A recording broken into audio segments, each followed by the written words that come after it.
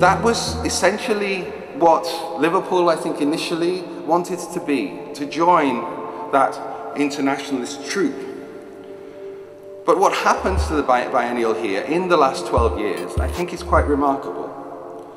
Because it gradually, and then increasingly strongly, I think, defined an almost unique relationship in the world of biennials between the global, between the international, and the aspirations for this shared culture of contemporary art, which we all can join in, and to being locally rooted. This wonderful Grade 2 listed Georgian building and this strip of land outside Rotunda. Now Barratt want to put Barratt homes along this whole strip of land. And we think that's seriously lacking vision.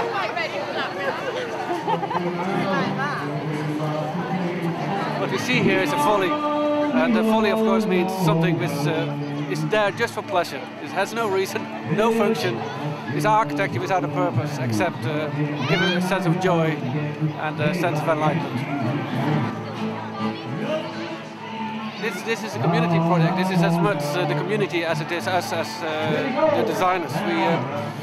It was the community who wanted the garden. It was the community who wanted to have something which they really could literally dig their hands in. So what we see here is not a one-off. It's an event. It's a process. It's the idea that over the whole year things will change here. Things will be cultivated. Seeds will be sown.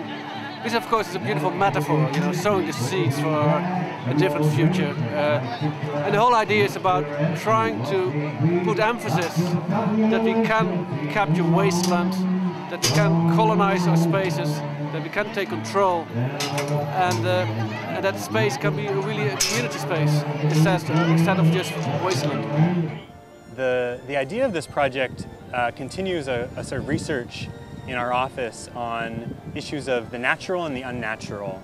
And in this case, we decided to make a park, an unnatural park, where we built a grove of 17 hornbeam trees, and within that grove, 3 of them very slowly rotate.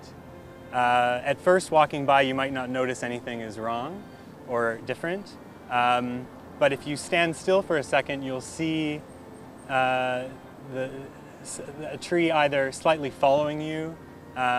You'll notice the shadow of a tree that typically moves very slowly over the day, moving a little bit faster.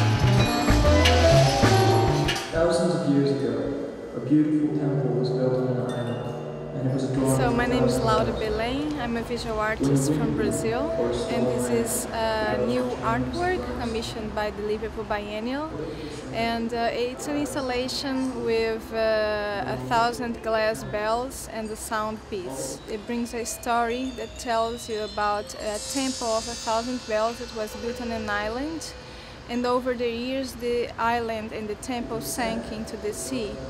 but it was said that the music of the bells was still playing underwater.